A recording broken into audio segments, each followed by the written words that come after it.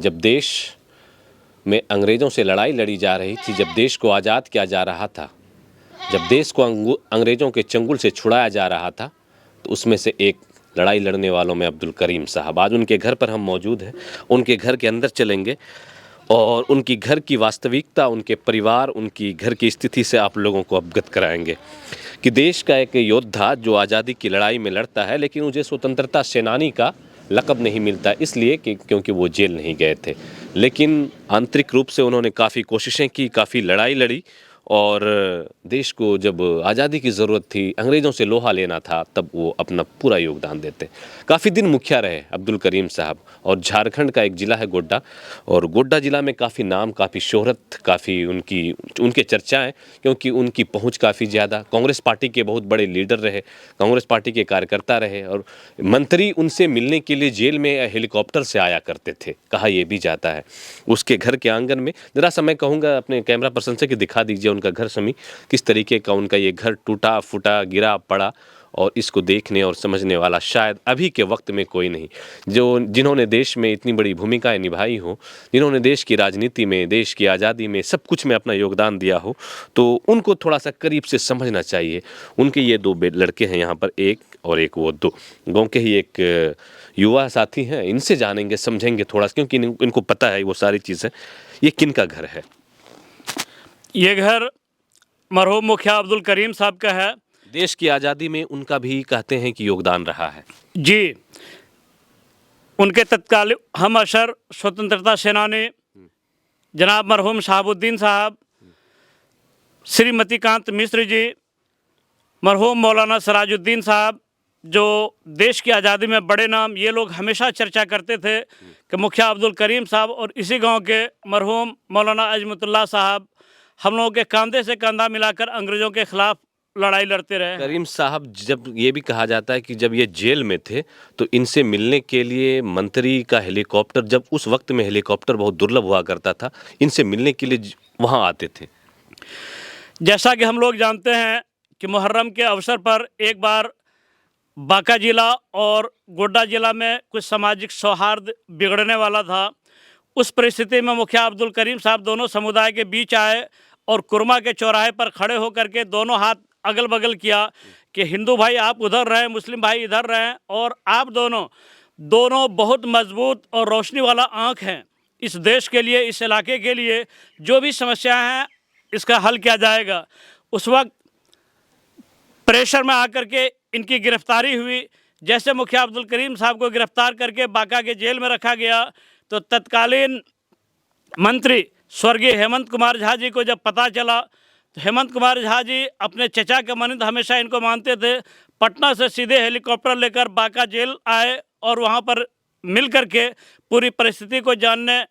और एक मिनट, और ये कांग्रेस मुखिया करीम साहब जो थे, ये किस राजनीतिक पार्टी से जुड़े हुए थे? ये कांग्रेस आजीवन कांग्रेस के ये बहुत बड़े लीडर रहे और गोड्डा जिला में कांग्रेस के गार्जियन की भूमिका में हमेशा रहे। जिला में कांग्रेस के गार्जियन की भूमिका में रहे, मुखिया रहे, बड़े बड़े लीडरों से उनका संपर्क रहा, और आज उनके घर, उनके बच्चों की स्थिति ऐसी क्यों है?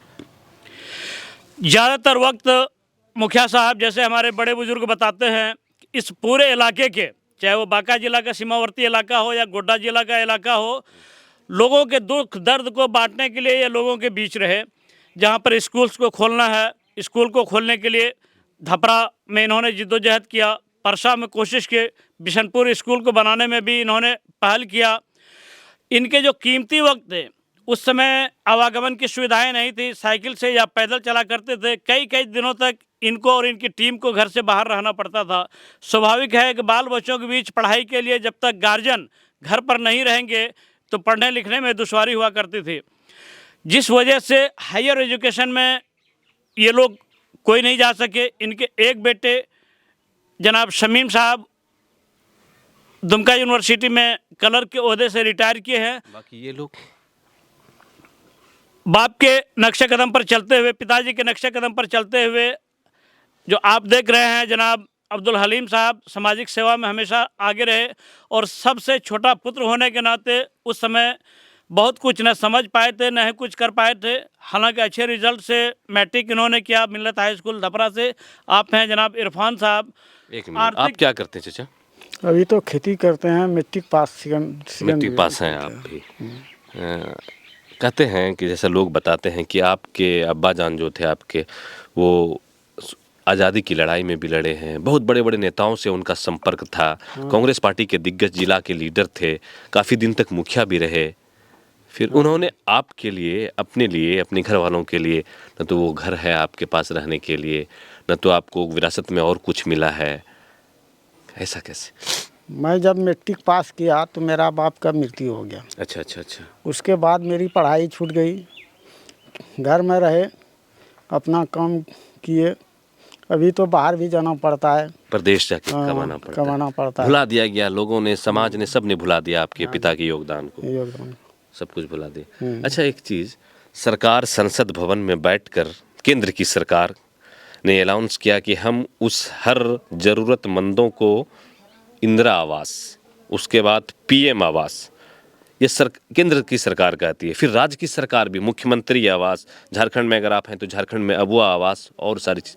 तो ये सारी चीज़ों का भी लाभ आप लोग, टूटा घर है तो ज़रूर है कि आपकी आर्थिक स्थिति खराब है ना, आप इस तरीके से रह रहे हैं, मिट्टी का घर है, आपका ठीक तरीके से बना हुआ नहीं है, तो फिर ऐसी चीज़ों का लाभ क्यों नहीं मिल पाया आपको अभी तक? उसमें तो फॉर्म भर के दिए, जांच किया तो पता चला कि आपका नहीं हुआ। क्यों नहीं हुआ? वजह कुछ बताया गया? क्यों आपके पिताजी मुखिया रहे हैं पहले, इस वजह से? वजह तो हम नहीं बता सकते हैं। चेक जो करने के लिए आया था वो लेके के गया, बाद में हम पता लगाए तो बोला कि आपका जो है नहीं हो पाया। हाँ, लिस्ट में नाम नहीं है। कैसे चलती है आपकी घर की जो है रोजी रोटी? बच्चों की पढ़ाई लिखाई होगी, आप एक गार्जियन है, कैसे मैनेज करते हैं? तो मैनेज करते हैं, कमाज कोड़ के। अभी प्रदेश या फिर खेतों में हाँ, काम करते खेतों में काम करते हैं। हैं? जो आपके पिताजी के काफ़ी सारे दोस्त थे, वो उस वक्त के जैसा बता रहे हैं, सर के मंत्री भी थे, इनसे मिलने के लिए लोग हेलीकॉप्टर से आते थे, जिला के कांग्रेस के इतने बड़े लीडर रहे, तो कभी ना तो किसी आपकी कांग्रेस पार्टी के नेताओं ने भी ध्यान नहीं दिया, साथ ही साथ उस वक्त और भी समाज के लोग जो थे या फिर जो नेता कुछ कर सकते थे आपके लिए, आपके घर वालों के लिए, किसी ने आज तक कोशिशें की आपके लिए? आज तक कोई नहीं आया। फिर मरने के बाद तो कोई किसी का लगता है नहीं होता है ना? और गोड्डा जिला का सचिव था मेरा अब्बा जी। गोड्डा जिला के सचिव थे कांग्रेस के? कांग्रेस के अध्यक्ष था बच्चा दुबे, हाँ। सचिव यह था। हाँ। उसके बाद तो जब मर गया तो कोई देखने भी नहीं आया कभी। आप किस स्थिति में हैं? स्थिति में। जबकि आपके पिताजी ने पार्टी के लिए भी काफ़ी काम किया होगा। हाँ जी। कांग्रेस के लिए, कांग्रेस के भी कोई नेता लीडर ने कभी हाल चाल आपकी जानने की कोशिश नहीं? आज दिन तक नहीं किया, कभी नहीं। काफ़ी दुश्वारियाँ होती हैं, कभी परेशानियों का सामना करना पड़ता होगा आपको? हाँ, परेशानियों का तो सामना अभी बहुत है। अभी छोटी छोटी बच्ची भी है शादी करने के लिए, बच्चा का पढ़ाई है, यही सब हो रहा है।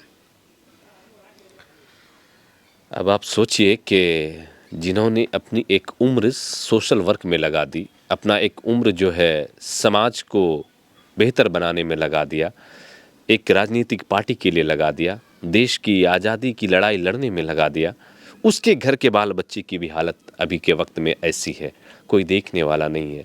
ढेरों समाज में आजकल आपको सोशल वर्कर दिखते होंगे। मैंने कहा एक चीज़ के सरकार आवास योजना का जो लाभ देती है, चाहे केंद्र की सरकार देती हो, राज्य की सरकार देती हो, वो कैसे लोगों के लिए है? बस ऐसे ही लोगों के लिए है कि हमें नहीं लगता कि एक मुखिया जो पुराना भी रहा हो, आज के वक्त में आप जाइए, नज़र दौड़ाइएगा कहीं कि पुराने वक्त के मुखिया की भी अब आलीशान आपको घर मिलेंगे, बड़े नाम मिलेंगे, बड़ा घर मिलेगा, बड़ा दरवाज़ा मिलेगा, बड़ी ज़मींदारी मिलेगी।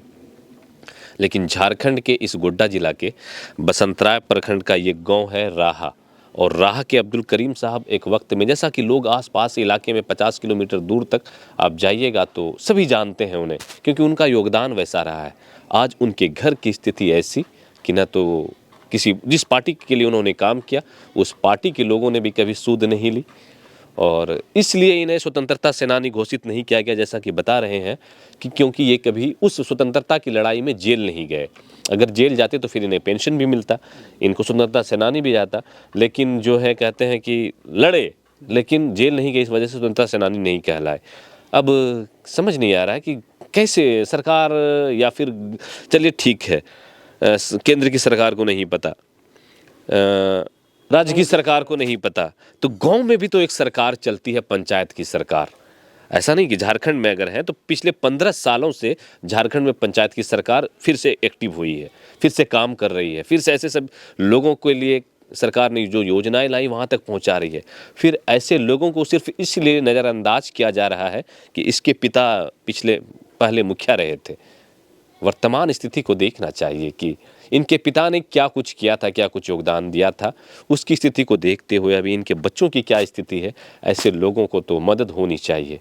शायद गांव की सरकार ने भी नहीं सुनी, प्रखंड के लोग जो होते हैं उन लोगों को भी सूद लेना चाहिए था, पार्टी के जो लोग होते हैं उन लोगों को सूद लेना चाहिए था, जो उनके पिता के दोस्त रहे उस वक्त के, उनके कुछ लोग अभी भी होंगे, वो सारे लोग कैसे, समझ नहीं आ रहा है, एकदम बिल्कुल अजीब व गरीब तस्वीर निकल कर सामने आ रही। क्या कहेंगे?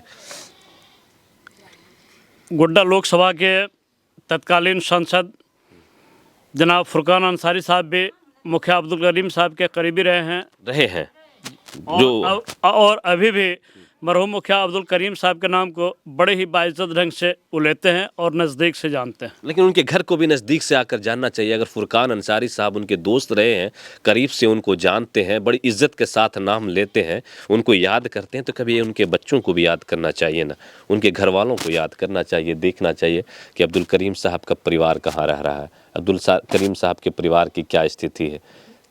जैसा बता रहे चाचा, इस उम्र में भी इन्हें प्रदेश जाना पड़ता है, कमाना पड़ता है, तो बिल्कुल ऐसी चीज़ें जो है ना झकझोर कर रख देती हैं कि जिन्होंने इतना कुछ योगदान दिया, आज उन्हें कोई देखने वाला नहीं है, आज उन्हें कोई पूछने वाला नहीं है, आज उनकी सुध लेने वाला कोई नहीं है। इनकी बेबसी का ये आलम है कि आप देखिए कि ये दीवार गिरा है, वो किवाड़ देखिए, इधर दिखाइए चाहे इधर दिखाइए, किधर भी दिखाइए, आप दिखाइए ये समी, देखिए इनके पास शायद वो भी नहीं कि अपने, आइए इधर आइए ज़रा सा, ये यहाँ पर रखा हुआ है, आइए ये देखिए, थोड़ा सा दिखाइए, ये पानी कैसे यहाँ पर पानी गिरता होगा, बारिश जब होती होगी, यहाँ पर इनका फसल रखा हुआ है, अनाज रखा हुआ है, ये खुला हुआ है, ज़रा सा खोलिए तो, ये इनके घरों की स्थिति है, ये देखिए घर गिरा पड़ा है चारों बगल से, ऐसी स्थिति। ये उस शख्स का घर है जिन्होंने कभी देश के लिए योगदान दिया, समाज के लिए योगदान दिया, किसी पार्टी के लिए बहुत बड़ी भूमिका निभाई, और आज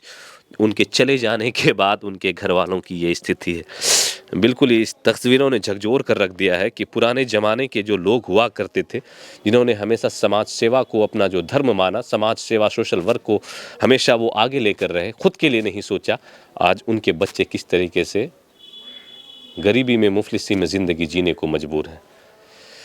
चाचा, आपसे भी थोड़ा सा जानेंगे, आप भी मुखिया साहब के हिसाब ज़्यादा हैं बेटे। कहते हैं कि पुराने ज़माने में मुखिया लोगों ने बहुत धन कमाया, कोई ज़मींदार रहे, कोई बहुत बड़ा घर है, हम लोग देखते हैं घूमते जो पुराने ज़माने के मुखिया, लेकिन आपके जब अब्बू थे मुखिया तो फिर आपके घर की ये स्थिति है। उसने अपने ज़माने में पैसा कमाया नहीं, वह गरीबों की सेवा में रहा और अपने ऊपर कोई ध्यान नहीं दिया, जो कि यह हालत है अभी। उस वक्त माघमा क्षेत्र के विधायक अवध बिहारी सिंह थे, मंत्री भी थे, और अभी भी उनका पुत्र विधायक है दीपिका पांडे। उन लोगों ने भी संकट तक बहुत ज़्यादा इस्तेमाल किया, यही कहा जाए ना कि उस वक्त के नेताओं ने, उस वक्त की राजनीतिक पार्टियों ने इनका इस्तेमाल किया। और जब बुरे दिन आए तो अभी कोई आपको पहचानते हैं? अभी जैसा आपने बताया, वो लोग कोई पहचानता होगा अभी आप लोगों को? अभी जैसे फुरकान अंसारी है ना, वो पहचानता है, सिर्फ पहचानते हैं कि मुखिया करीम साहब के ये लड़के हैं, लेकिन उन्होंने कभी जानने की कोशिश की कि मुखिया करीम साहब का परिवार किस स्थिति में? नहीं, किसी ने जानने की कोशिश नहीं। कैसे होता है ये? चाचा बता रहे हैं कि बहुत दुश्वारियां हैं, परेशानियां।